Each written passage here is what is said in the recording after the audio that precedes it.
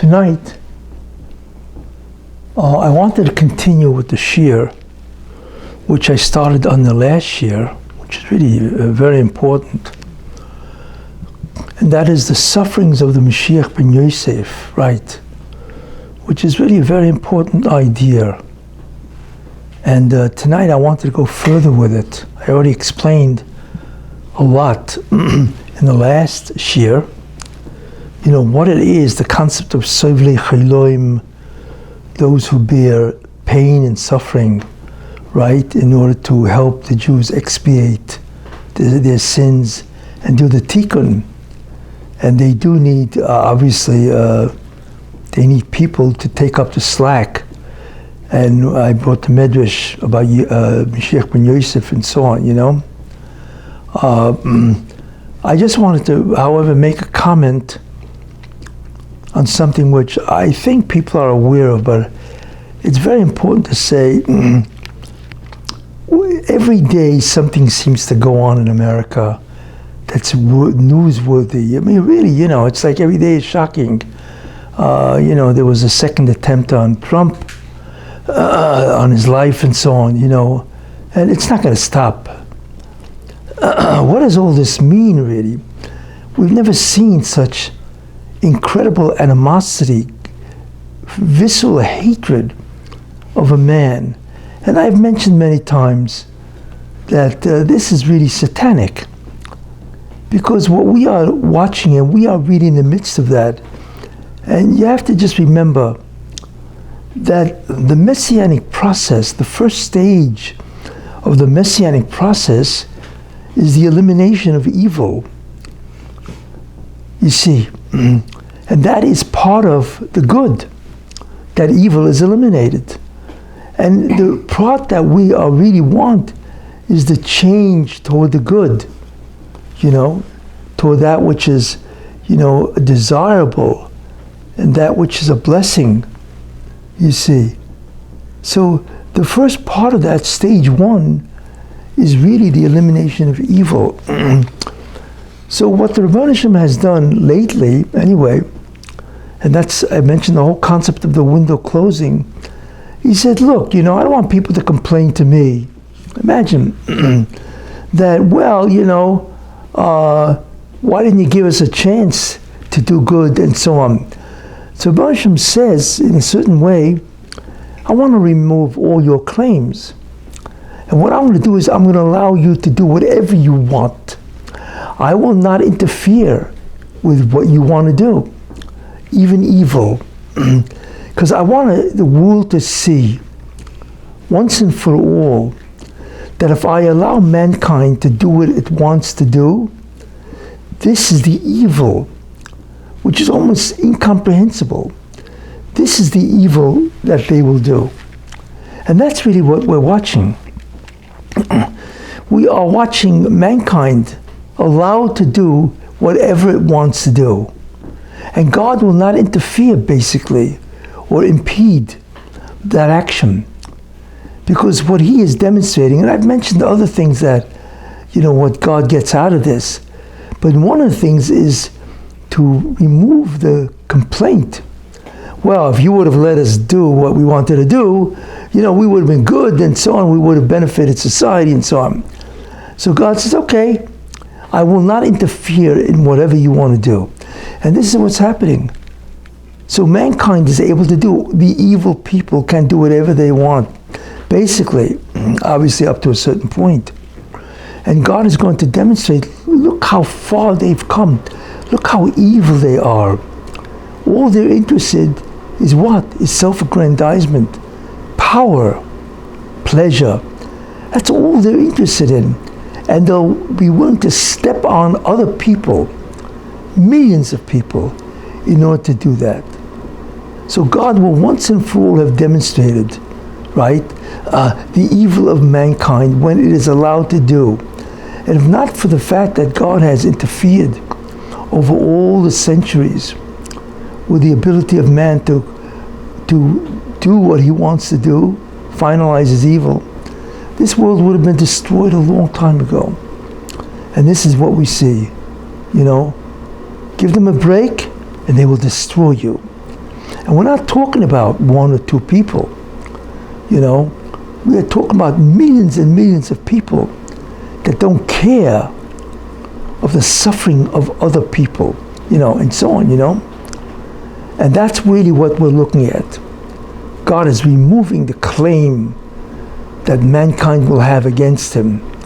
And that's it. It's a very important concept. It's because in the end, God says, look, I'm fair. You have a claim, I'll show you. I'm not going to argue with you. I will show you what man is capable of. In fact, what's interesting about it is at the end of Noach, or whatever, you know, or the end of Bereshis, actually, you know, it says, you know, I'm going to destroy man. God says that, right? Man is evil. You know, so God is already testifying what mankind is capable of. And this is the demonstration, okay, of what man is capable of. That's an important idea. And therefore God is vindicated in terms of what he has done. That's important. So what we are witnessing is, and this happens, by the way, only at the end. So what we are witnessing, make no mistake, is the final battle of good versus evil. That's what you're watching. And that's why we are witnessing miracles. And I mentioned the miracles of both Trump and Harris, the miracles. That here's a woman, you know, who won every election that she's ever been in.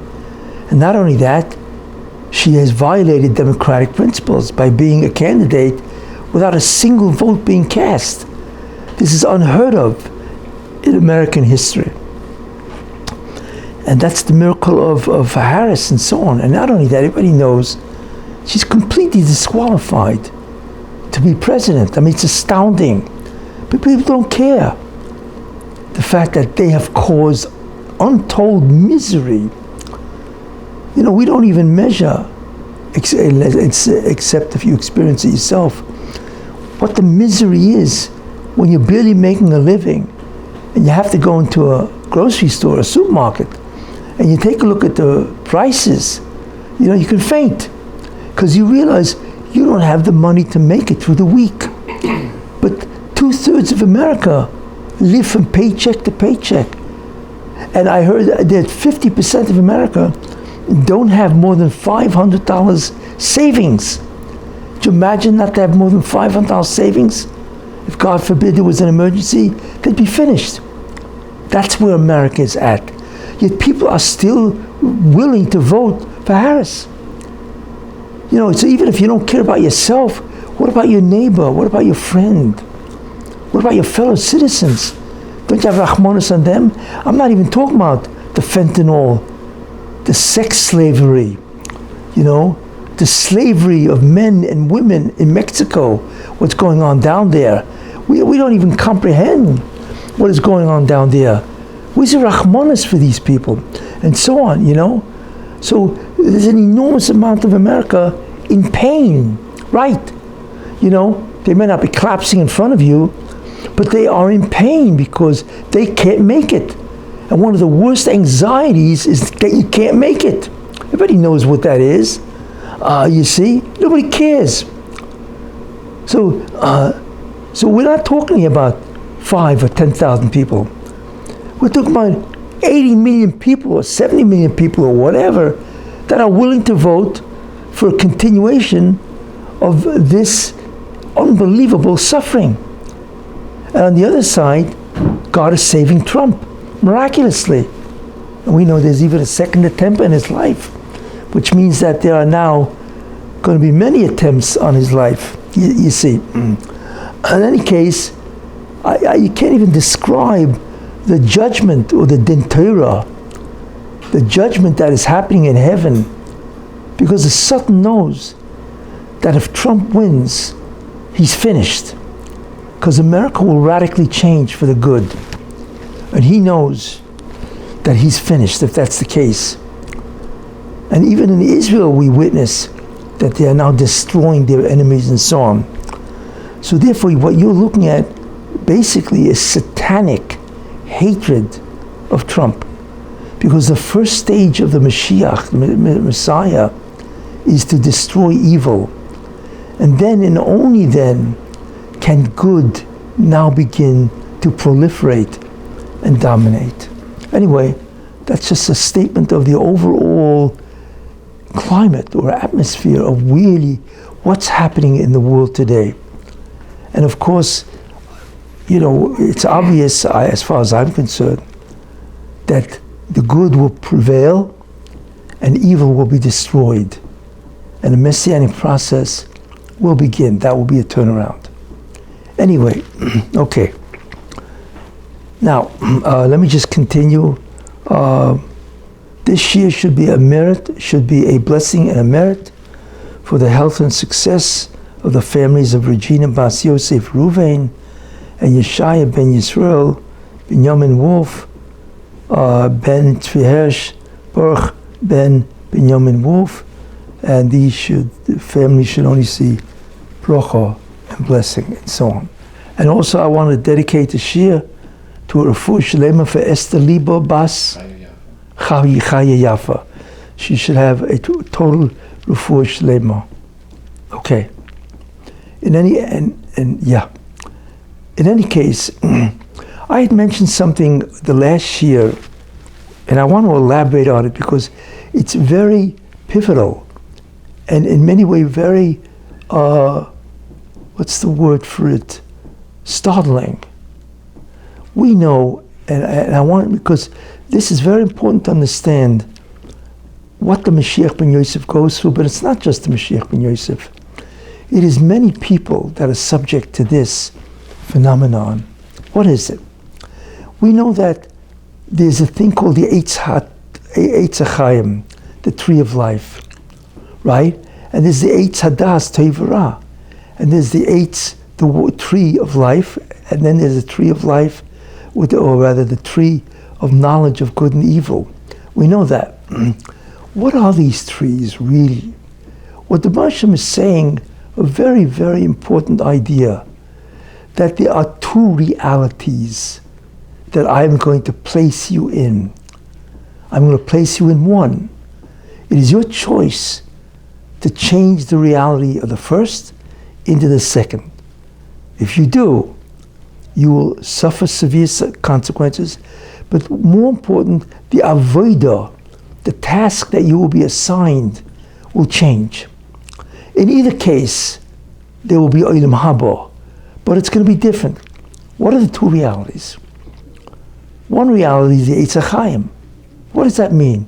Now, what's important to remember is the creation of the Satan, the angel of death. That's really what he is, okay? Or the angel that tempts man to sin is necessary for the Bria. Why? Because if you only had a neshama and you did not have any kind of temptation, then you would never be inclined. You would never have a tendency or a proclivity to sin. Why should you? You see, you would just go about your job and do good. Because the neshama, which is a whole different shiur, the Yetzer Hara, there is no Yetzer Hara really. The neshama is the Yetzer Hara. You don't need a Yetzer Hara if you have a neshama. But since you have a neshama, you do need a Yetzer Hara. Why? But you don't need a Yetzer Tov because you have that already. That is your neshama. And your neshama automatically wants to do good because it is a part of God. So if God did not create the Yetzer Hara, right, which is a something, you would never sin because you're not driven to sin. You're not driven in any of the urges, right, that you want to do what you want to do and defy the will of God. Therefore, the creation of the world requires a Yetzer Hara. And the Yetzer Hara is the one who tries to tempt you to sin. And therefore, mankind lives with a struggle to do good or evil. You see, people think, well, what do we need a Yetzer Hara? You don't understand. Without a Yetzer Hara, you would never be challenged to do bad. So what's the point? God wants you to be challenged, do good, right, with free will, and then earn your reward in the future world, right? And earn Olam Haba, the future world, by your own efforts. That's why he has to create the Yetzer Hara. But there's a difference in your relationship with the Yetzer Hara. That was the choice. There are two realities to that. The Eitz Chaim meant, and that's how the world started, with the Eitz Chaim, which means that is the reality that the Yetzer Hara is not part of your being. The world is not part of the domain of the Yetzer Hara, the evil tempter. In other words, the Satan had no relationship really to the physical world, the world of Geshem. He existed, right? And he could tempt you, and his mouthpiece was the Nachash, the snake. But he could not invade you internally and give you drives where you now want to do what you want to do and sin. You see? That's the world of the Eitz HaChaim. And therefore your job was, right, to be tempted, because that has to be, you must be challenged. But you had no internal drives. There was no Yetzer Hara at all in the world itself. It was a world of physicality, and that was it. However, there's the Yetzer Hara of the Eitz HaChaim, not the Eitz HaChaim, excuse me, the Eitz HaDas, Tov v'Ra. You see, that if you eat from that tree, then what you will be doing is introducing the Yetzer Hara into your reality, where he becomes part of your physical body. That's a whole different situation, you see, because then you have a Yetzer Hara, right, an evil tempter, but he's now part of your guf. You see, you now have a world of what's called Geshem, physicality, and Zoyamah.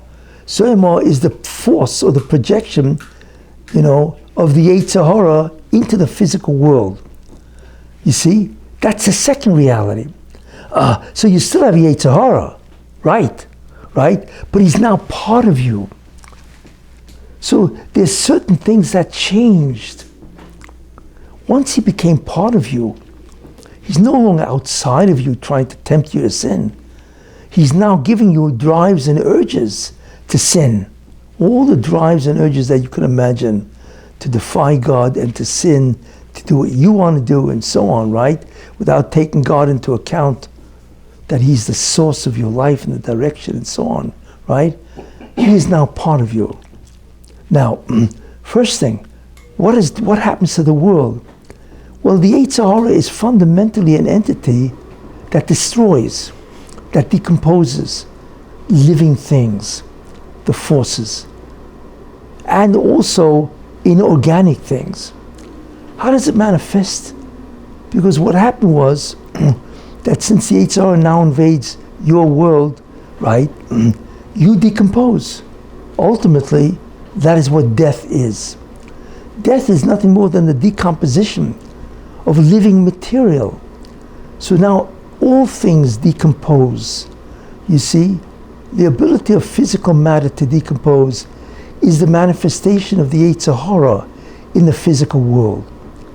But besides that, this world essentially is energy. And we know that energy dissipates. It's called entropy. That is also the Yetzer Hara. Where a system that has energy, it will dissipate. It will weaken automatically. In fact, that's the second law of thermodynamics. That's also the Yetzer Hara. It's interesting that the second law of thermodynamics is the Yetzer Hara, right? So before that, where a man would live forever, wasn't just a man, nothing would die. There's no such thing as death or any kind of deterioration or decomposition. And there's no entropy, you see. But once Adam ate from the tree, he introduced the Yetzer Hara a new reality, where the Yetzer Hara now invades you through the force called the Zayama. You see? And therefore, he now exercises his properties, which is Zoyama, and that decomposes living matter and also destroys energy, you see, which is bad. You see, that's the manifestation of the Satan in our world. Very important idea. But there's something else that changed as a result of that. As long as the Satan was on the outside, you see, so he could not share anything that you were privy to at all. But once the Satan became part of you, then all of a sudden things changed. Now what did change is before Adam ate from the tree of knowledge of good and evil, what was his job? Well, the reality was there was no Yetzer Hara in him.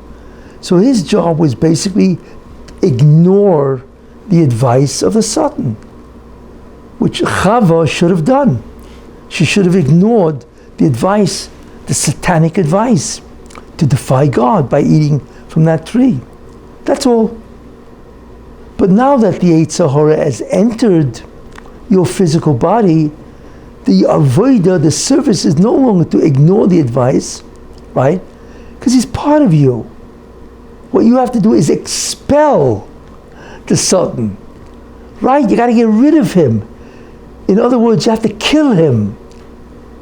You see? You have to expel the Satan from the physical body. It's a different avodah. But the question is, wait a minute, what do you mean expel the Satan? How? You see, so what the Rebbeinu Shem did, you see how the avodah, the service, the task, changed because the reality changed.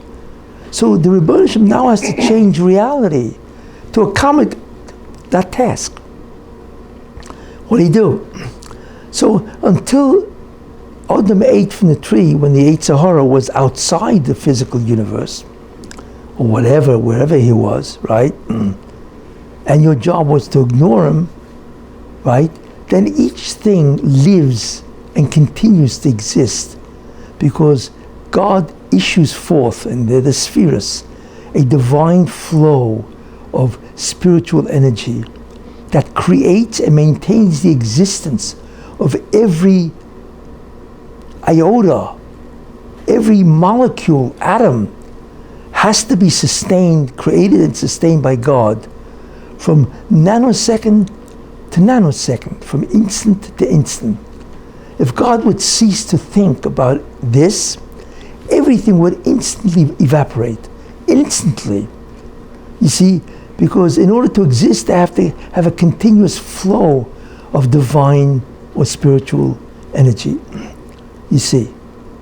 But in order to fulfill the second job, which is the second reality, where you now must expel the Satan and destroy evil from within you, right? He has to change that reality. So what he did is he took the flow of energy, divine energy, that sustains the Satan, because even a Malach has to have that energy. And certainly man, all things have to have that energy. And he cut, sort of like the energy goes through a cable that goes directly into the Satan. So the Rebbe Hashem came over to the Satan and cut the cable, which instantly means that the flow of energy stops to the Satan. So before the Satan evaporates, whatever, he takes the edge of the cable of the Satan and he connects it to man, you see. So it's incredible. Now all mankind, mankind has what? Has a cable that comes down through which the divine energy flows. One part goes into mankind, Adam. The other part goes into the Satan. So it comes out that they're both vying for the same energy because they both need it to exist. What determines the flow? And the answer is man, not the Satan. What does that mean? If mankind does the will of God, so the flow goes to him of divine energy, and he exists continuously and flourishes tremendously. And what happens to the Satan? The energy goes to man and not the Satan, you see. So the Satan grows weak. In fact, the whole side of evil grows weak, and he begins to falter. And eventually, if all mankind takes away the energy from the Satan, then he dies, which means he's expelled from the human reality, from the entire physical universe. You see? That's how he does it. But since he's part of you, right, and you're bringing down the energy, what happens if you sin? So the energy that mankind was supposed to get now goes to the Satan, because he's part of you. You see, if it goes to the Satan, then mankind begins to diminish, to falter, you see. And if mankind continuously sins, then mankind is doomed to die, because he needs that energy. The Satan grows in might because he's getting this incredible energy. This is called Yenika, nourishing, that the Satan is able to nourish and therefore survive and flourish, right? With the energy that mankind should have gotten had he done the mitzvahs, had he done the will of God. Therefore, mankind now has the ability, because of this new setup, to destroy the Satan. You see what's going on? So it comes out that all mankind is now connected to his own internal Satan. And what we're looking at is reciprocity, reciprocal. If man does the will of God, then the seesaw goes up and the Satan goes down. If mankind sins, then the seesaw goes down his side and the Satan goes up. And there are all kinds of repercussions as a result. So the Satan has to be unique from your energy. That's how mankind can do it, you see. And this is all because of sin of Adam. Before that, that wasn't the job. It was just to ignore the Satan. You'd have to expel him. But now you have to expel him. And therefore God changed the reality. What reality? The reality of the relationship of the Satan to you. This is a critical relationship that mankind now has. Now, I'll jump ahead, because it used to be Adam that had this ability, a relationship with the Satan. And not only that, then it was 2,000 years of mankind. All of them were supposed to do the tikkun, which means they had this relationship with the Satan. But ever since they sinned, and I had mentioned this many times before, God took away the ability of mankind and he gave it to the Jews. He gave it to Avram Avinu, Abraham, to do this. So now only the Jews have this relationship with the Satan. A goy does not have this relationship. A goy can destroy his own mazel, but a Jew can destroy creation itself, because if they diminish, the whole creation diminishes with them. You see, a goy can destroy his own mazel, his own good fortune. A Jew can destroy the world. That's the difference. I spoke about this many times before. So the relationship between a Jew and the Satan is called milchama, combat. You see, that is the relationship. Very important idea, because it defines the history of what is going on between mankind and the Satan. You see, very important concept. Okay, great. Now, what is the relationship we now have with the Satan? Well, there are three things. One, that the Satan is able to try to get us to sin externally. What does externally mean? Nations of the world, they try to destroy us. They try to interfere with our ability to learn Torah. I mean, how many times did the nations of the world say you cannot learn Torah, we'll kill you. You cannot have bris milah, we'll kill you. You cannot observe Shabbos. I mean, this is a repeated offense that the nations of the world continuously do. You see? So that's a Satan, satanic, trying to get us to sin. The second relationship we have with the Satan is not only to be tempted to sin externally, but internally. We have our own urges. We have our needs, our drives. We have a drive to sin, right? There's so many different ways to be a Baal Gaiva, right? Or to engage in promiscuous behavior, or to engage in behavior which clearly makes us feel as if we are God or supreme, and so on, without having to go through all the areas of sinning and so on. So internally, we have to face our own Satan, our own Yetzer Hara, you see. So we have this going on. And what is interesting is that the Avos fought the Satan, right? Because that's the job now, you see. What is the job, really? So one job, which is very important, and I once mentioned this many times before, we have to take back all the divine energy, which I will call now the sparks of holiness, the sparks of divine energy. We have to take it back from the Satan, because he's accumulated an unbelievable amount from the sins of mankind and the Jewish people, you see? So part of our avodah is to take back the energy, you see. The second job is to bring down the rest of the sparks, right, from above, and change the world, which I had mentioned, zikuch, which is to purify physicality and begin to change it into a spiritual reality, right? So those are the two necessary services, tasks that a Jew has to do, you see? And therefore, the way you take it back, right, basically is to withstand one of the ways is how? Well, one of the ways of, very important ways is to do the mitzvahs, and that brings down energy. But the way we take back the energy from the Satan is we either suffer Yisurin, so we have a kapara, an atonement, and when you have a kapara, the energy has to be given back to you, or you withstand the temptations of the Satan, and as a result of that, right, he gets weak and he has to give you back the energy. In any case, so this is basically what is going on. You see, the concept that there are three. Now, it's interesting that you see the Avos, they majored in different ways. Avraham Avinu, right? Who did he oppose? He opposed Nimrod. He opposed the entire world. You see? So who did he fight? He fought the Satan of Avodah Zarah, which is external to him. You see? So he fought the Satan, the Yetzer Hara of the outside world.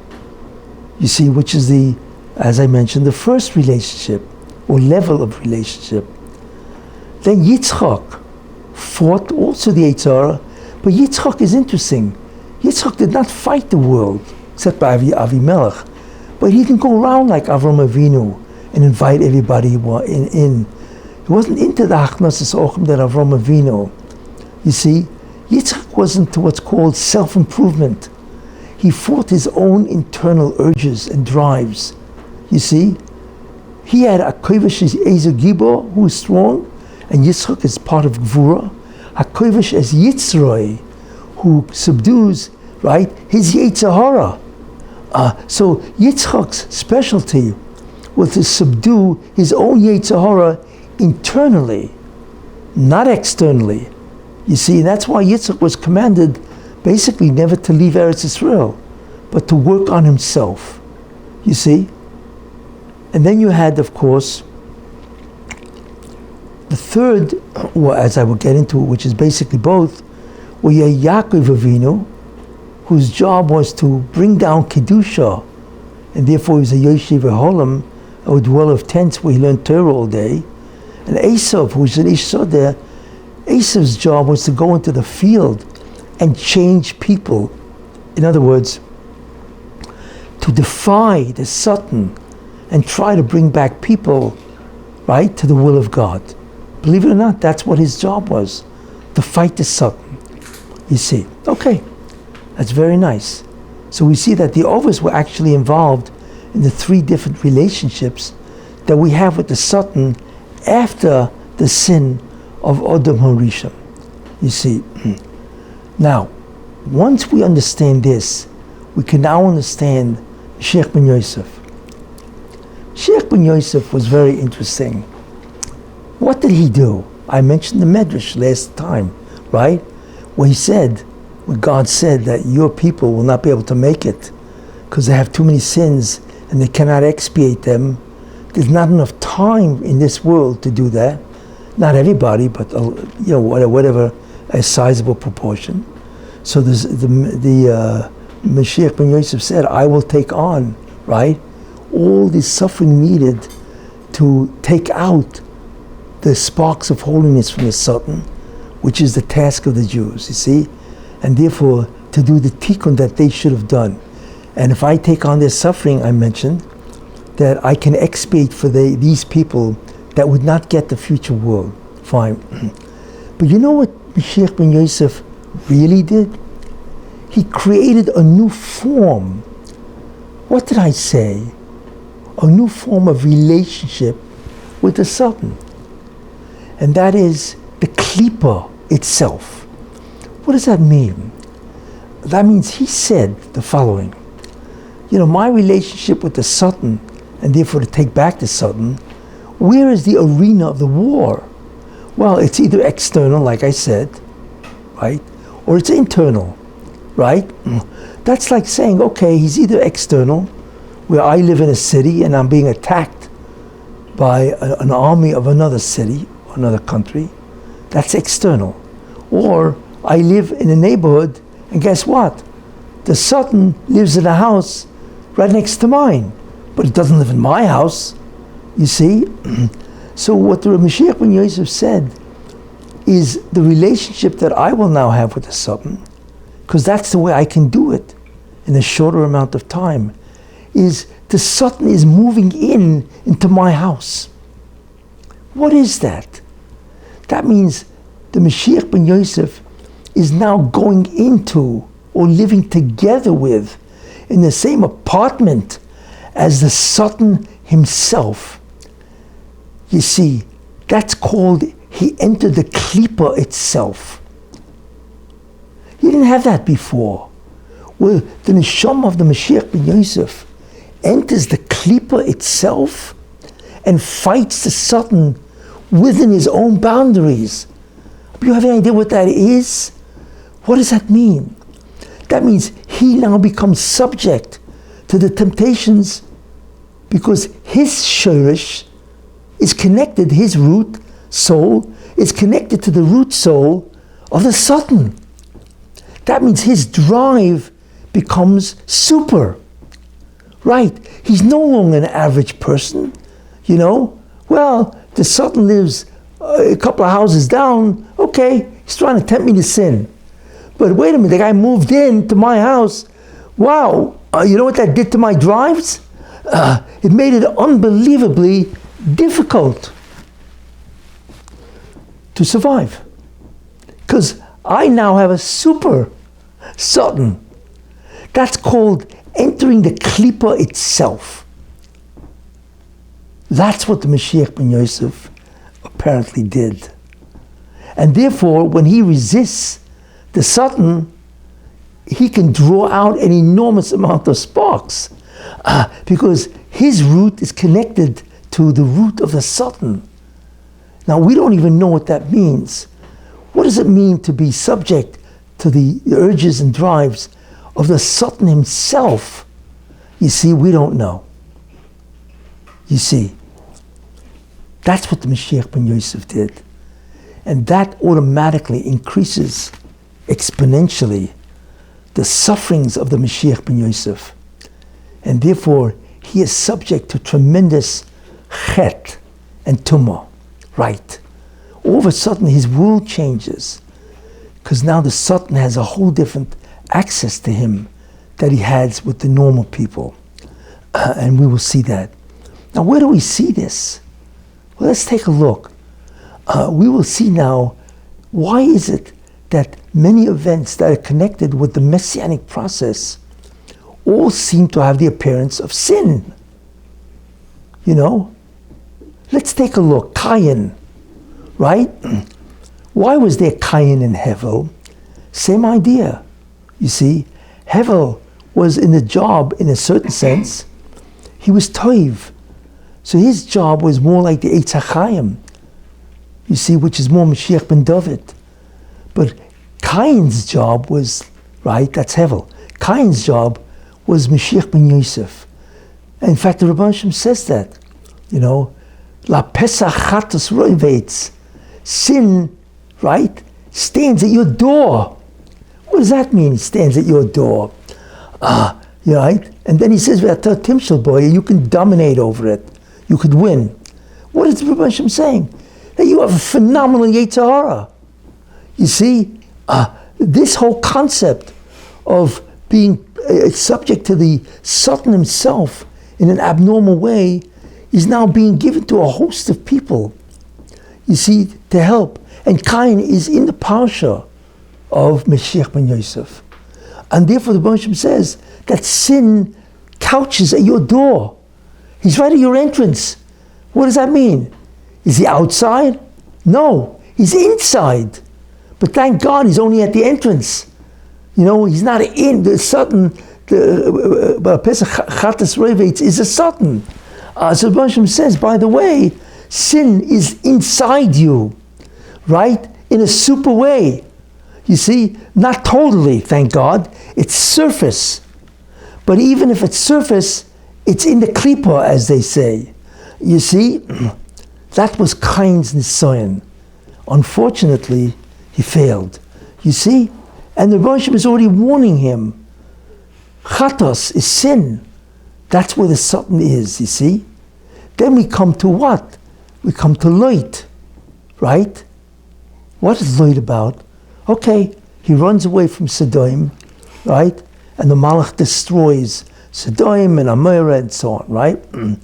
Right? Now the two daughters of Lot, now remember Lot was the, it was Avram Avinu was the uncle of Lot and so on, nephew, whatever. And Lot himself, the daughters of Lot, thought that they were the only ones alive because they saw the whole place burning down. So they decided, and this is in the Torah, that they will live with their father, incest. Now they thought the reason why they did it, because there's no other, everybody is dead. Okay, fine. But whatever it was incest.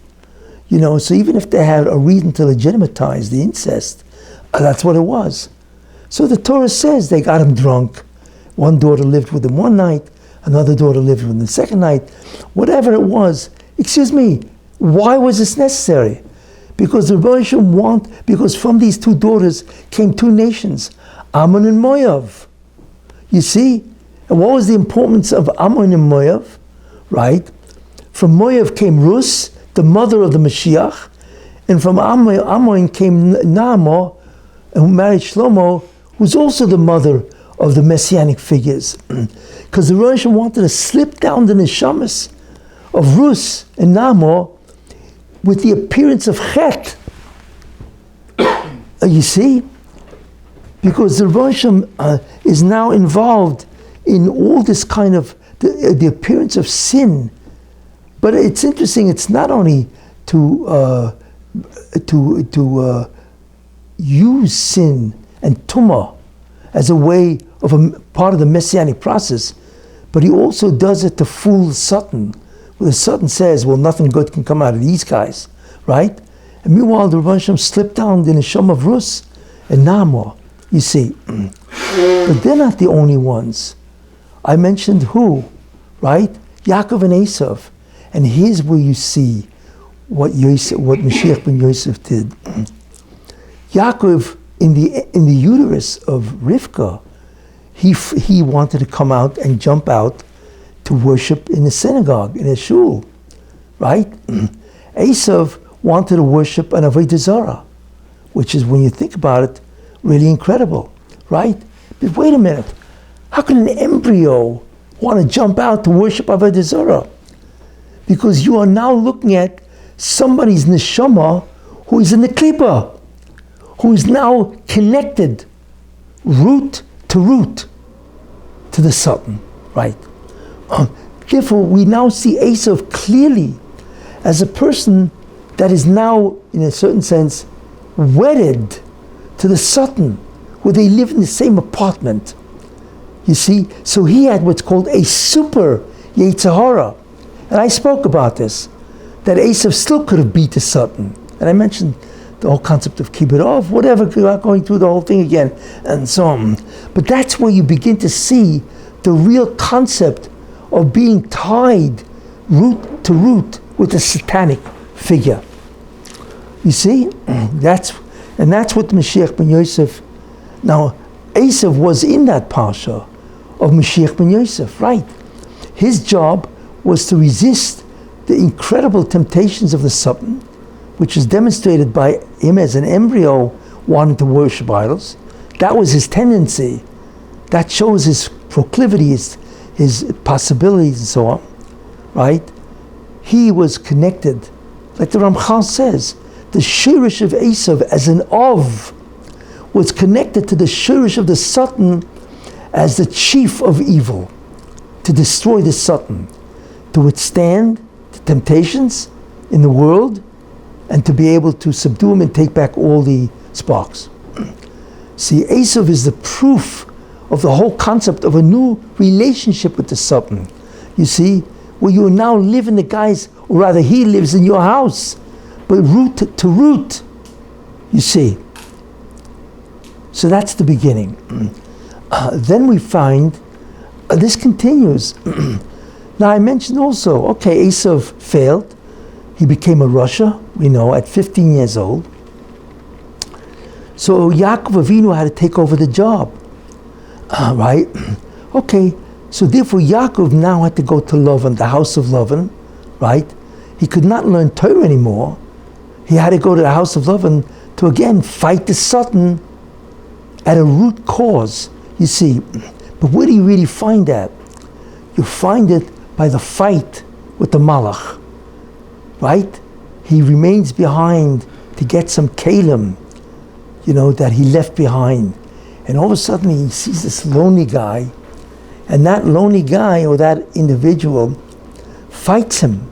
That's the famous fight. With who? So Rashi says, who was this guy? That was the Malach of Esav.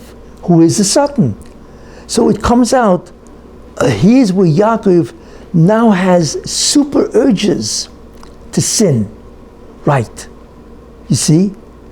Because he had to do this in order to replicate the job of Esav. But what was the sin? Or what was the Yetzer Hara that he was experiencing? Because the fact that he was struggling with the Satan meant, right? And that's what it was. It wasn't, and which is interesting, if you look at the Sipurno, he wasn't fighting with a man, even though it says, Vayeovek ish imoi, and a man fought with him. It was really the Satan disguised as an ish, because when the Satan enters your mind as the Yetzer Hara, then we call him an ish, a man. But really he was fighting with his Yetzer Hara. What was the fight? The answer is Gaiva. Very interesting. And we find this from a Medrash. Why? Because imagine what a guy would feel. He beat Esav, right? And then he beats Lavan. He remains at Tzaddik by Esav, remains at Tzaddik by Lavan, right? And now he's about to meet Esav. And not only that, but he has Baka Tzoin. He brought down the neshama of Mashiach ben David, which is Yehuda, Mashiach ben Yosef, which is Yosef, and he has the 12 Shvatim. You have any idea how proud he was?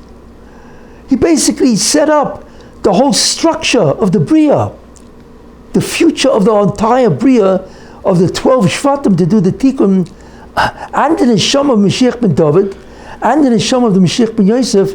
He brought him down. So the Satan said, do you know who you are? You're phenomenal. You're a godlike figure. So the Yetzer Hara of Yaakov wasn't Taiva, which would appear to be by Esav. It was Gaiva. And that makes sense, because the main concept of Yaakov is Anivus. Katoiti mikol chasodim, it says. I am nothing compared to all the chesed you did.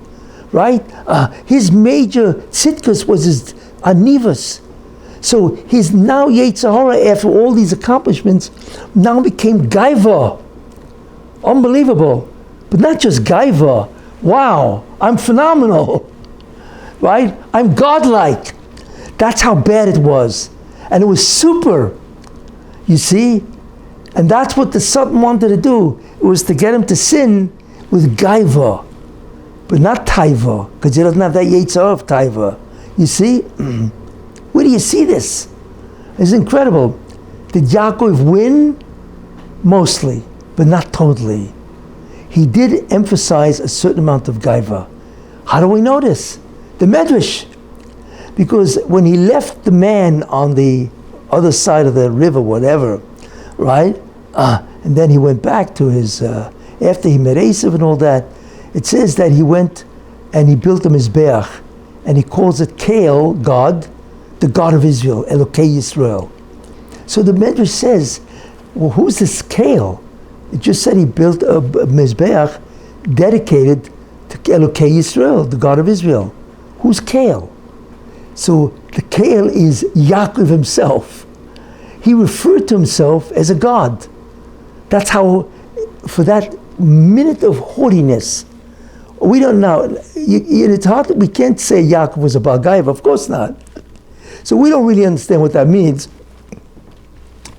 But the Medrash does indicate that he faltered, however long, that he had an inappropriate measure of gaiva, of the accomplishments that he did, you see, which he should not have had. It's a Medrash Rabbah, which is amazing, you see. So, and that's, by the way, because of that faltering, you now understand how did the Malach hit him in the hip. That means he had to fail in some way, because if you fail, he can hit you. But if you are successful totally, he can't touch you. So the question is, how did he hit him in the hip? You ever wonder? And the answer is because that was the gaiva that he fought. To move away, no, it's not me. It's all the chesed of the Ribono Shel Olam. You see? But because he faltered for whatever, we don't really understand in what way that was. The Satan was able to hit him in the hip. And the hip is what? Right? Is the foundation of a man. You see? And so on. It's the Yisoid. He was able to hit him there because Yaakov did falter for a drop. And therefore, that was a Pesach of the Satan to say, you see, he deserves to be injured somewhat. And he was able to do that. You see, now everything makes sense. I see. But why did he go through this? Because he had to do the job of Esav, which is to experience super drive, a super nisayon, you see. Great. Now who takes over? Yosef. But wait a minute. Why? I mentioned Yaakov cannot take over Esav's job totally because he doesn't have the characteristics of Esav. So Yosef had it, right? And therefore, if Yosef took over the job of Esav, what do we know now? That he has to be afflicted with a super nisayon, like Esav. Where did this happen? That's the interesting concept. Where do we find Yosef being hit with a super yetzer hara? And it was a miracle that he survived. Let me tell you something. Right. You see. And he also faltered, by the way. In any case, where? The Torah is meramis that in an incredible way, where it was. Guess where it would be? By Fifs' wife. Right. That wasn't merely a seduction. That was a seduction with an unbelievable yetzer hara to be with this woman. It was not normal. Where does the Torah meramis that? In an incredible way.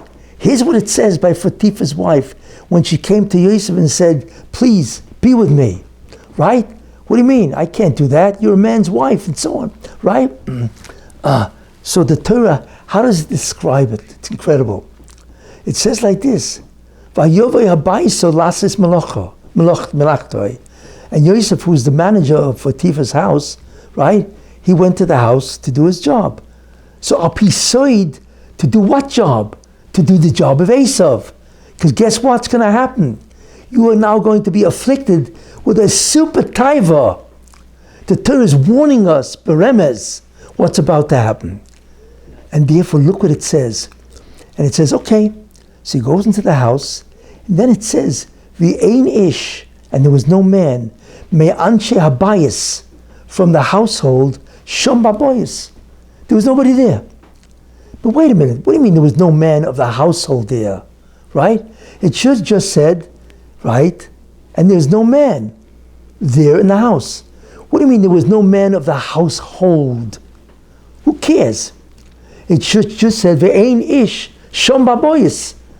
Right? And there was no man there, right, in the house. But it doesn't say that. It says there was no man be'anshe habayis, from the household, from the men of the house, shom baboyis. What is that? That's the remez. Wait a minute. What's the diuk? What do we do? What's the implication? Well, there was no man of the house. You're right. There in the house. But there was another man, not of the household. That's the implication. If you tell me there was no man of the household there, all right, that means there's no man of the household. But the implication is, but wait a minute, maybe there's another man, not of the household. What man? That man was the Satan, Vayeovek ish imoy, and a man fought with him. That's who was there. The Torah is alluding to the fact that there was nobody there from the household, but there was another being there that is also called Ish. Who is that? The one he fought with on the land, Vayeovek ish imoy. And who did I say that Ish was? The Satan himself. Well, what does that mean? That means his drive to be with Fatifa's wife was super. Super.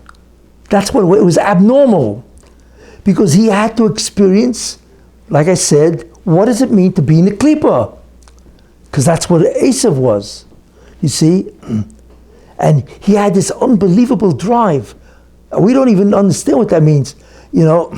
But the interesting thing about it is, I mentioned Yehuda, he also experienced this, right? But that's because God took away his free will. I mentioned this last year. But God allowed Yosef to remain with the free will. You see? Because God wanted Yehuda to live with Tamar to bring the Mashiach. Because Peretz is the forerunner of Mashiach ben David. There's another Tamar where he thought he was living with some prostitute. Yeah, but why do that? Why bring the neshama of Peretz, the forerunner of Mashiach ben David, in a manner of Tumah, of the appearance of Chet, right?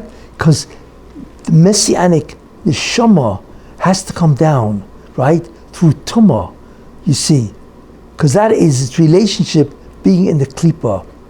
In any case, but Yosef, by and large, did not stay with her, obviously. And because of that, he remained on the Merkava, the divine chariot, and so on. But he did falter. He faltered, right. He did release whatever, and whatever, and you know, it's what it says in the Torah or the Medrash, whatever. In order to avoid, he was about to collapse, you know, into sinning with her. That's how great the Yetzer was. So he took his fingers and he dug it into the ground, causing enormous pain, and he was able to stop himself. If not, forget about it. You see, that was where he was subject to the Yetzer Hara, full blown. Klipa means the Yetzer Hara's arena.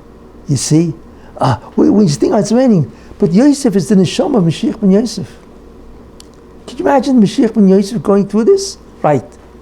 Well, that's what it means when you take on the nisyonis of the Jewish people. So that's Yosef HaTzadik. So look what we're looking at. We're looking at Cain, right? We're looking at Loit, Rus, gives birth to Rus through incest. We're looking at Yehuda with Tamar, right?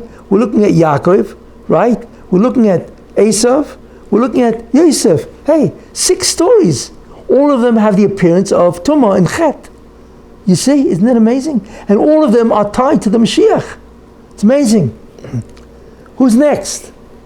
You know, we can begin to think. Oh, well, guess who's next, is Moshe Rabbeinu.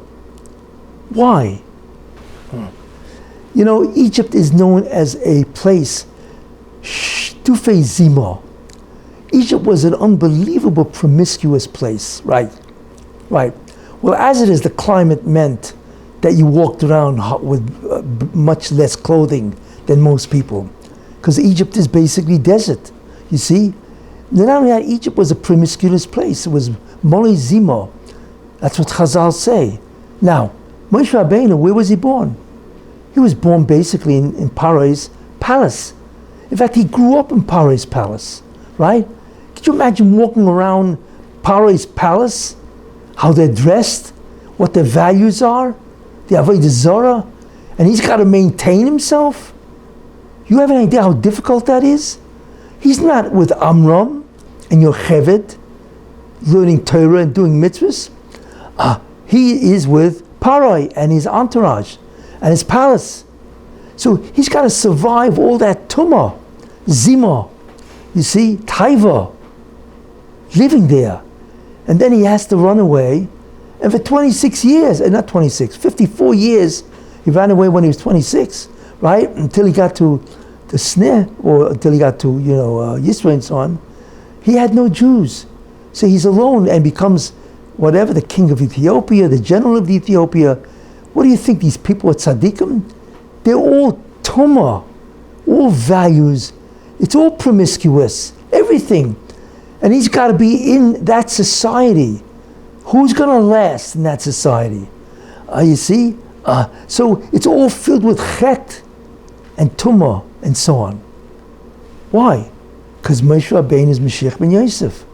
That's why, you see. And then we come to the story of David. I once told the story of David.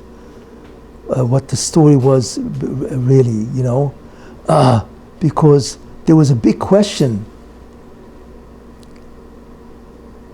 There was a big question about David HaMelech.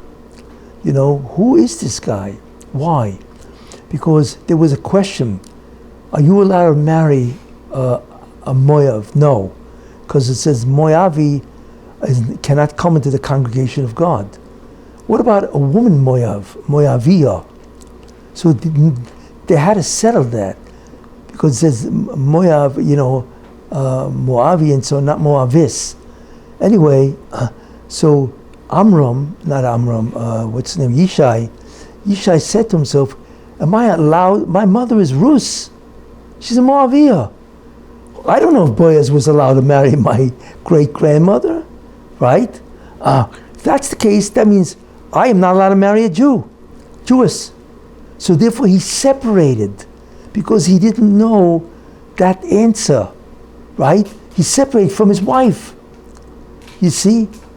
But his wife said, what are you talking about? For whatever reason, she felt, no, you're allowed to marry a woman Moaviyah, Moavis, and so on. Anyway, she arranged with a mistress, or what's called a Pelegesh, that instead of this Pelegesh being with her husband, Ishai, she wants to be with him that night, whatever. So he comes out living with his wife, and he doesn't know it's his wife. He thought it was his mistress, right? Fine, okay. Guess what? 3 months later, his wife is pregnant. Now he knows that he's separated from his wife. Ergo, as they say in logic, it can only mean that she was mizana tachtov. She had relations with somebody else. She's an adulteress, which is an unbelievable embarrassment to the family. You see, who was the kid that his wife gave birth to? David. So as far as they were concerned, David was basically a mamzer. He was a product of an illicit relationship, because his wife lived with somebody else. So for 17 years, they thought David HaMelech was a mamzer. Talk about tumah, talk about zima, talk about sin, right? And that's why when Shmuel HaNavi came to the house of Yishai, and the Roshim said, go to his house, because in his house, one of his kids is going to be the king of Israel. So he came, right? And he asked Yishai, well, where's your family? Wow, the Shmuel HaNavi, greatest Navi in Israel. Right? So he lines up his kids. And the first one was Eliyav, who looked great. So the bunch of them said, no, he's not the guy. Whatever. And then he goes through all the kids. None of them were. So he says, I don't understand. The bunch of them said that one of your kids is the Melech Yisrael. Do you have anybody else? I said, yeah, we have. We have a guy who's my son, who's out tending the flock. Well, why didn't you bring him here? He can't be the Melech Yisrael. The guy's a mamza. Or whatever he told Shmuel HaNavi. You know, a mamza can't be a Melech Yisrael. So Shmuel HaNavi says, listen, I don't know what's going on here, but call him in. Called him in, right? They called him in, David HaMelech from the shepherd, from the flock, right? And he walks into the door, and all of a sudden, the anointing oil in the hand of Shmuel HaNavi to anoint the king, right, flies out of his hand right onto the head of David HaMelech. We talk about a miracle, right? And talk about, you know, a confirmation of who the king of Israel is. So the question is, what do you mean? David HaMelech is the Mashiach ben David. He's the forerunner. I mean, who is greater than David HaMelech? He's the Mashiach ben David. Yet for 17 years, the family of David HaMelech thought he was a mamza. Illegitimate kid. Why did God do that? Because the Mashiach is always involved, since he's in the entry of Tumah, he's in the Klippa. He's always involved in the appearance of Chet, you see. And it's also a way to fool the Satan, because the Satan says, well, if he's in my grasp, forget about him, I don't have to worry about him. Whatever, getting into that and so on, you know. But take a look, and then we have another Mashiach. Most people don't know this person was supposed to be Mashiach. Shimshon HaGibor was the Mashiach ben Yosef. Actually, what's called Mashiach ben Dun, because Dun also has a Messiah, without getting into that and so on. And what was he involved in? Well, he was involved with the Plishtim, Delilah, right? Excuse me, what are you doing living with a guy, even though he converted her and so on, you know? What are you doing there? You know, what kind of a yeshiva guy? And Shimshon was a Navi. He was a Nazir. But he was also a Navi. He had Ruach HaKodesh when he was born. You see, he wasn't an ordinary person. I mean, his strength was legendary. I mean, Samson, I mean, that's legendary, right? But he wasn't just a guy. He was a Navi. Not only that, his strength was completely abnormal. I mean, he killed 2,000 people with the jawbone of a donkey. You have any idea what kind of strength you have to have in your arm? You know, in those days, you couldn't fire a gun. You had to kill him with your hand. It's a handwork. You know how many times you have to move your arm to kill people? And he killed 2,000 of them. And this man was extraordinary. And so on, you know. And he's Mashiach. What's he doing with the Pelishtim? And so on, you know. Okay, without getting into... But again, it's the appearance of Chet, of Tumah, and so on. What do we see therefore? We see now what the Yisurin of Mashiach ben Yosef is. Last week I had mentioned what the Yisurin is basically is what? That he can't learn. Now you understand why. Why can't he learn? I quoted the Neflois HaYehudi, right? He forgets every day. Why? Because he's in the Klippa. And the Satan denies him access to the Torah in an abnormal way. In a super way. That's why. So that's his first Yisurin, suffering. And his other Yisurin, right, is tremendous drives, which is what Yosef has. You see? But the real Yisurin, and this is what in many ways is terrible. You know, it's one thing to have drives to do sin. That's one thing. It's one thing to have tremendous drives to sin. Tremendous taiva, you see, to sin with whoever and so on, right? But what the Yisurin of Mashiach ben Yosef is much worse than that. You know why?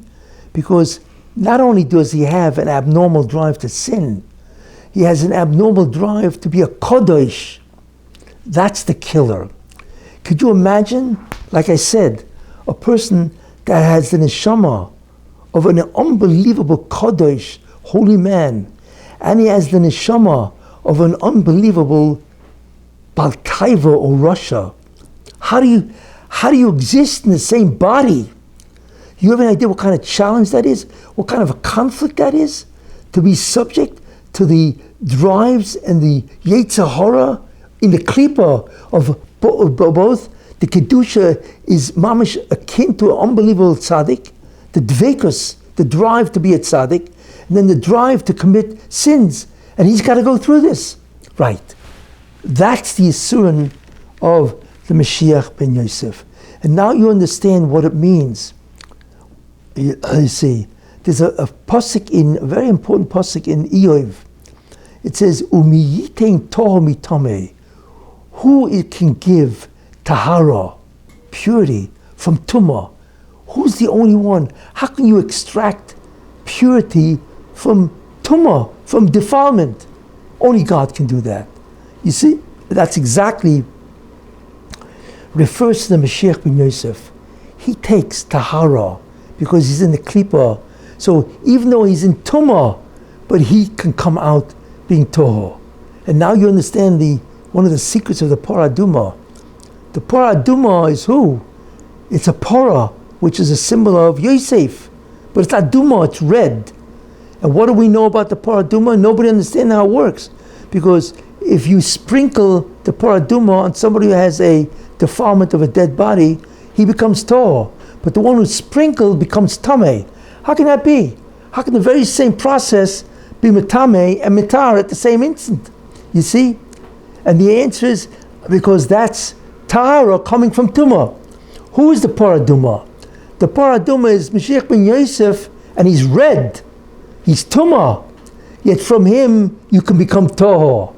So the one who uses the Mashiach ben Yosef himself is red. He's tumah. But from him comes unbelievable tahara, right? Kedusha for the Jewish people. Now you understand. And where do you see this? Because in the Gemara it says, right? Here's what it says in the Gemara, that I think it was Rabbi ben Levi, if I recall. He asked Eliyahu Hanavi, where is Mashiach? So he said, he's at Pischi Roimi. He's at the gates of Rome. What do you mean the gates of Rome? Gates, just like Cain, the Satan was at the gates of La Pesach, at the entrance. That means that the Mashiach is at the gates of Rome. Rome is Edom. He's Esav, right? He's the Klipa. And the Mashiach is at the gates, means inside the Klipa. Right. That's the remez of where the Mashiach is located, in the actual arena of the Satan himself, in his, where he moved into your hotel room, and he now lives with you. Could you imagine what that does to your Kedusha? What that does to you? You see? So we now understand that not only is the inability to learn Torah, right? Then there's the fact that the Mashiach ben Yosef, the real one, is associated with Chet. You see, in many ways an abnormal nature. You see? Because the Mashiach ben Yosef was mechadish, an unbelievable new avodah, a new service.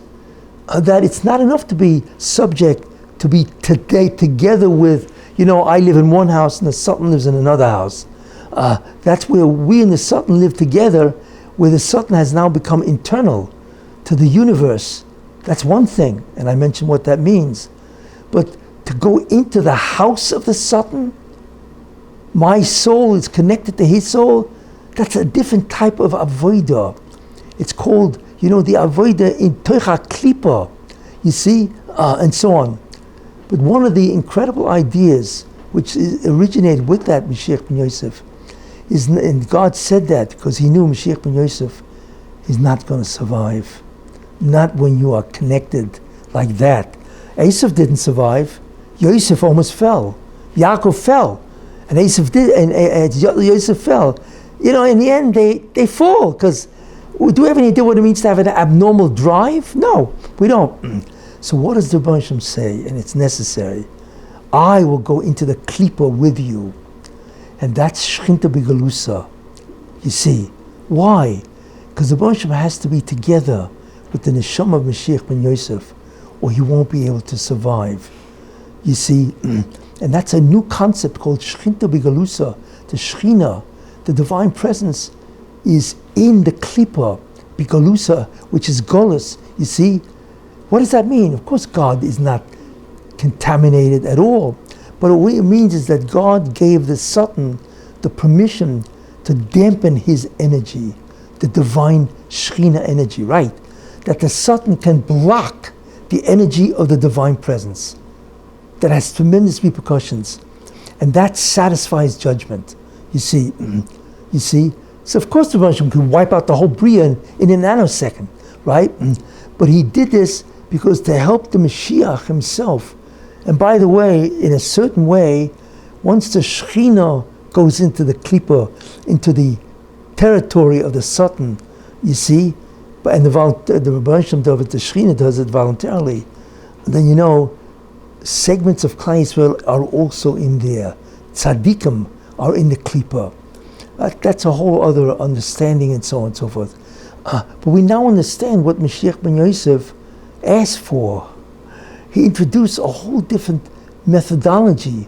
It's not enough whether the Satan is now in creation, you see, or in the world, and part of the world, the Zayama and so on, where you now become part of his arena, part of his environment.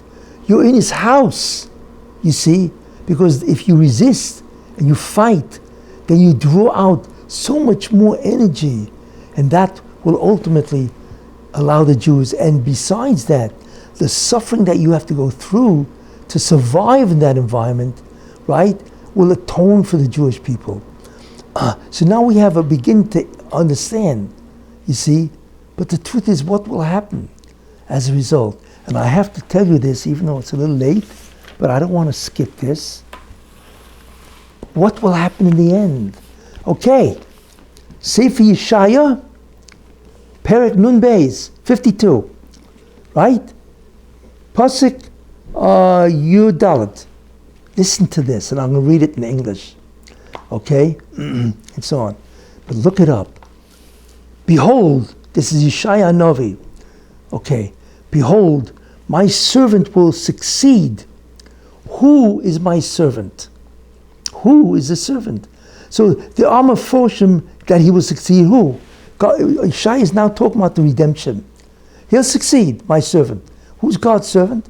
So there are a number of Meforshim that say it means the Jewish people. They will succeed. They've been in exile, now they succeed. But the Targum Yonasan says it refers to Malka Mashiach, the Mashiach, not the Jewish people. And the Ramban says this, and so on. And the Zohar says this, right? So now let's use the word Mashiach, because that's what they say. Who is Yonasan ben Uziel? Who is this man? Believe it or not, Yonasan ben Uziel was phenomenal. The Gemara says that Hillel had 80 students. 80. The greatest one was Yonasan ben Uziel, Targum Yonasan ben Uziel. He was so great in Kedusha that when he was learning, and if a bird flew over his head on top of the roof, it was instantly burnt to death from the Kedusha, right? And that was the greatest of his Hillel student. Who was the lowest? Rabbi Yochanan ben Zakkai. But anyway, this begins to tell you something about Yonasan ben Uziel. Second thing, which is even more incredible, is the Gemara says that Yonasan ben Uziel wrote the Targum. Right? Fine. But he's writing the Targum on Breshis, on Chumash. Then he starts to write on Nach. He gets to Daniel, right? Where the Malach says to Daniel when the Mashiach is going to come. And guess what? He knows, Yonasan ben Uziel knows when the Mashiach is coming. So he begins to write that out in Daniel. So all of a sudden the earth shook. Whatever that meant, an earthquake or whatever, it shook. And all of a sudden there was a divine voice that said, who is about to reveal my secret to the Bria? You're not allowed to reveal when the Mashiach. So Yonasan ben Uziel stood up and says, I didn't do this for my covet. I did this to glorify the name of God. So you had to erase it or whatever, and so on. We're talking about a man that knows when Mashiach is coming. Could you imagine who this person is?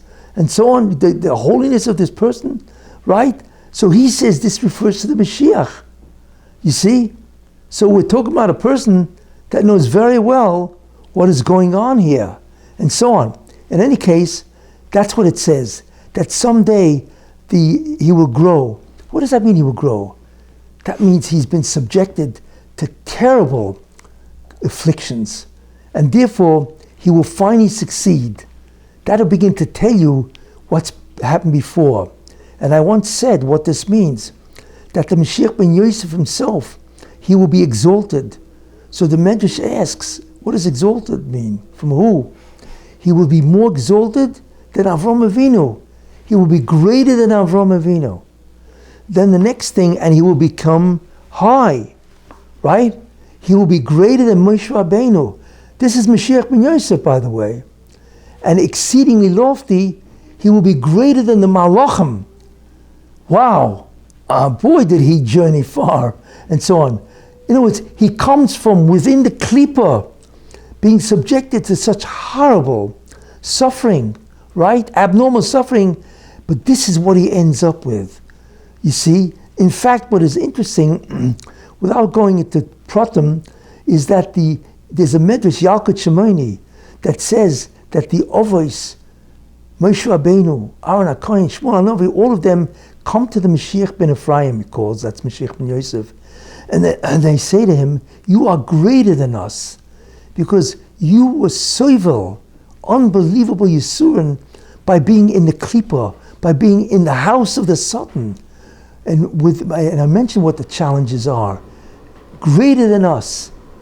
And it says that Moshe is going to reward him with something which you cannot even imagine, so on. But this is what it says, that he will become this. But before that, he wasn't. But look what it says. You see, and then it says, and as multitudes were astonished over you, over who? Over the Mashiach. Multitudes were astonished over the Mashiach ben Yosef, saying that indeed his appearance, remember we're going to come to the Targum Yonason, that it refers to Mashiach. Indeed his appearance is too marred to be a man. It's terrible. This guy looks terrible. You see, that's what they're saying about the Mashiach. And his visage, his appearance, right, to be human. It can't even be human. What are they talking about? So then it says, so will the many nations, exclaim, and they're all shut up. So we can't believe this guy's the Mashiach ben Yosef. Are you kidding? You see, because they're seeing something they never saw. He's the last guy that anybody would think is the Mashiach. That's how bad his suffering is. You see, that's what it says, because we're referring now to the Targum Yonason that he's Mashiach. It could also apply to the Jewish people. Obviously, that's one other way of learning it. The nations of the world cannot believe, with all this anti-Semitism and the thousands of years of torture and all that, you, Israel, are the chosen of God? We can't believe this. You're nothing. I don't want to repeat the words that they call, the Jewish people and so on, what they think of Jews and so on. But this refers to Mashiach ben Yosef, according to the Targum. So the question is, wait a minute, why does he look this way? That nobody would suspect. Why are they astonished at looking at this guy? You see? Because of what he went through. That's why. Clearly, that he's been involved in Chatoim. In fact, I want to tell you something. You know where you see this? When the brothers came to Egypt, I want to tell you this medrash. The brothers come to Egypt. You know what one of their kavanas is? To find Yosef. Right. Because they weren't in Egypt all the years since Yosef got, which is 13 years ago, kidnapped and all that. So one of the things they wanted to do is find Yosef. Do you know where they looked? In houses of prostitution. That's where they looked. Why? Because they knew nobody could survive the temptations of Egypt. Can't survive this. Egypt is a land filled with promiscuity, licentiousness, and so on, Zima. So that's where they naturally looked for Yosef. That is one of the reasons, by the way, when they did see Yosef and he called them in, and that the whole episode, that you have to bring Binyamin and so on, they didn't recognize Yosef. Why? Because it's not only his appearance. I mean, you don't age that much in 13 years. And even if he had a beard, whatever it was, because their mental state was, this can't be Yosef. How can he be a kidnapped person that we're looking for in houses of prostitution, right? How can he wind up being the Grand Vizier? That is impossible. And that's why when Yosef reveals himself, what does he say? Ani Yosef, I'm Yosef. And they were shocked. Not only because he was alive, because how in the world did you survive the temptations of Egypt? Why are you not a Russia? You see? Why are you not like Esau? You can't survive Egypt in its tumah, especially as a slave and prison and so on. You're finished. Nobody could survive that and remain. So not only did you remain Ani Yosef, and what did that Ani Yosef? I'm the same Yosef that you sold, tzaddik. Even though you thought I was bad because I sinned, I spoke Lashon Hara about you, whatever, but I'm Yosef. They could not believe it. They were astonished that he was Yosef. And not only that he was the Grand Vizier, but that he survived, you see. Because you can't survive. That's a very important idea. And that's why these people are astonished at the Mashiach ben Yosef. You see, and let me tell you one more story since it's this. Moshe Rabbeinu, there's a medrash that says the following. There was a king that heard about Egypt and what Moshe Rabbeinu did with Klal Yisrael. Okay? And there's a certain discipline called physiognomy. That means by the shape of your forehead and your skull. It's not really proven to be anything, but it's certainly a discipline that ancients used to have, that they could tell by your skull what your characteristic is and what your essence is. So this king, he was very curious. Moshe Rabbeinu, prophecy and all that, he must have an unbelievable face. So he sent an artist. I want you to draw. Please go to the Jews and ask Moshe Rabbeinu, I wanted you to draw. I wish we could have that picture, you know. And he drew Moshe Rabbeinu, right? Moshe Rabbeinu allowed it, whatever. And he went back to the king.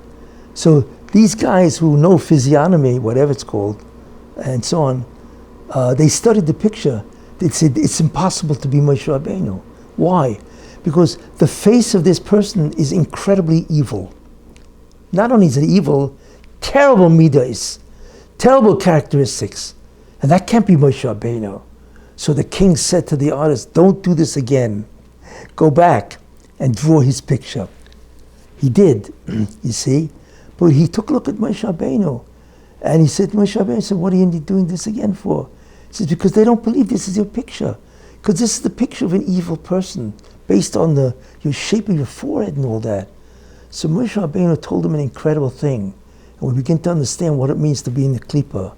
He says, yeah, that is who I am. I was born with that tendency, like Esau. I was born with a tendency to be a terrible person, a Baal Gaiva, a Baal Taiva, you name it, all right? And not only that, but I lived amongst all these people. But I worked on myself tremendously. What does that tell you? And therefore, my picture does not resemble who I am, because I changed my entire character structure, even though my facial structure remains the same. That's what it means to be Esau in the Klippa, you see, to be in a terrible situation with tremendous proclivities, tendencies, inclination to sin, and to be involved in sinning, and so on, and so on. And I've tried to demonstrate all of these incidents of what happens. So we now understand, very important, that the Mashiach ben Yosef has created a new form of avodah, and that is an avodah in the Klippa itself, in the environment and the home of the Satan himself, to be subject to the temptations of an abnormal Satan, you see. And it's not only Mashiach ben Yosef, it's also Mashiach ben David. And this pasuk also refers to Mashiach ben David. Both Mashiachim are subject to this, you see. And that's why people are astonished. How could you be the Messiah? And so on and so forth, you know. Anyway, so this basically concludes the ideas of the sufferings of the Mashiach ben Yosef. It's very interesting. But what's interesting is that it is so difficult to be in the klipa, into the environment of the Sultan himself, that the Shekhinah has to follow the neshama of Yosef or the neshama of David, whatever, into it, or else he cannot survive, which is very, very interesting. But thank God it does. The Mashiach is also in the Shekhinah is in Galus, the divine presence in Galus, and therefore not only does he survive, but take a look at Yeshaya, he will succeed. And guess what? When he leaves, when Mashiach ben Yosef will leave the Klippa, which he will, because that's what it means, he will be exalted and so on, then guess what? All the Jewish people also will leave the Klippa, right? That is the great turnaround that we are waiting for. And that really is Moshe Rabbeinu, the equivalent, at the burning bush, right? That's when he left the Klippa, by the burning bush. You see? And you think it's incredible to go from what's called Bora Mikta, from a deep pit, Le'igra Rama, to a high roof in one shot. And by the way, now you understand, when Yosef left the Klippa, remember that? He interpreted, the guy with the wine said there's a guy in prison that can interpret your dream. Do you know that in one pasuk, that they took out Yosef, it's all described in one pasuk. They took him from the lowest position in Egypt, which is in prison, right? That's where he was. And he stood in front of Paroi and became Grand Vizier within one pasuk. How does that happen?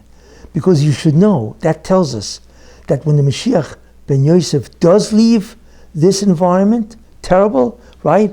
It will be keheref ayin, in one shot. In fact, it'll be so quick that the Mashiach himself doesn't know what hit him. Right. It'll be shocking.